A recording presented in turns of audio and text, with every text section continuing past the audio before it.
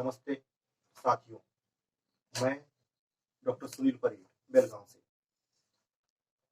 तो हम लोग 10वीं कक्षा की परीक्षा की तैयारी कर रहे हैं। तो मुझे लगता है कि आपके सभी प्रिय अध्यापकों ने आपको कविताओं के बारे में या तो गद्य भाग के बारे में बताया ही होगा। तो पद्य भाग में एक कविता आती है, तुलसी के दोहे। इन दोहों के रचनाकार है गोस्वामी तुलसीदास जी। तो उनका परिचय वगैरह आपके अध्यापकों ने आपको बताया ही होगा। तो आज हम परीक्षा की दृष्टि से इस कविता का महत्व क्या है वही देखेंगे। और हम लोग जानते हैं कि इस कविता से मुझे लगता है कि 7 अंक या तो मान लीजिए कि 3 अंक और या तो 4 अंक, ये तो निश्चित ही है। जैसा कि अगर मान लीजिए कंटेस्ट के लिए आएगा तो 4 अंक, सिर्फ हम 2 पंक्तियां लिखकर 4 अंक प्राप्त कर सकते हैं। और 2 से 3 पंक्तियों में भावार्थ लिखकर हम 3 अंक प्राप्त कर सकते हैं। इस तरह इस कविता का महत्व है।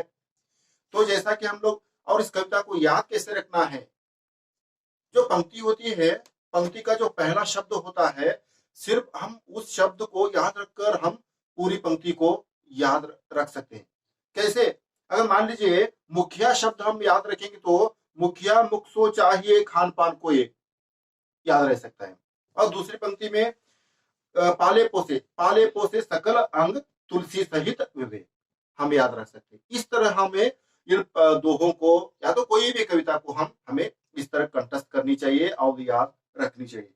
अब मान लीजिए अगर भावार्थ में जाएंगे तो भावार्थ कैसे लिखना है हमें? भावार्थ को हमेशा हमें हमारे शब्दों में लिखना है।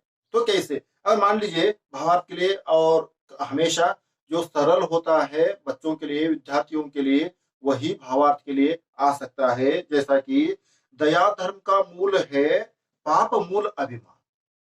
ये हम सब लोग जानते हैं, दया ही धर्म का मूल है और जो अहंकार है वही पाप का मूल कारण है। इस तरह हमें लिखना चाहिए। और नीचे तुलसी दया न झांडिए, तुलसी दया न झांडिए, जब लग घट में प्राण। जब कोई संकट में होता है, जब कोई कष्ट में होता है, उसे हमें दया दिखानी चाहिए, उस पर उसे हमें मदद करनी चाहिए।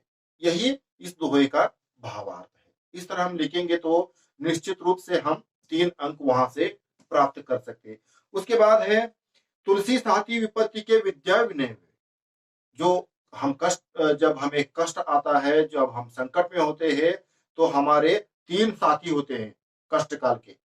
वो हम सफल होते हैं, विद्या, विनय और विवेक। और उसके बाद है, साहस सुकृति सुसत्यव्रत राम भरोसे। जब राम पर जो जो भरोसा करता है वह साहसी होता है, सुसत्यव्रत होता है, सुकृति होता है। इस तरह हम लिखते जाएंगे तो निश्चित रूप से हम 3 अंक प्राप्त कर सकते हैं। और जो हमने बहुत ही कम समय में इस सत्र में हमने तुलसी के दोहे, इस कविता का हमने सार यहाँ पर जानने का प्रयास किया है। बहुत बहुत धन्यवाद।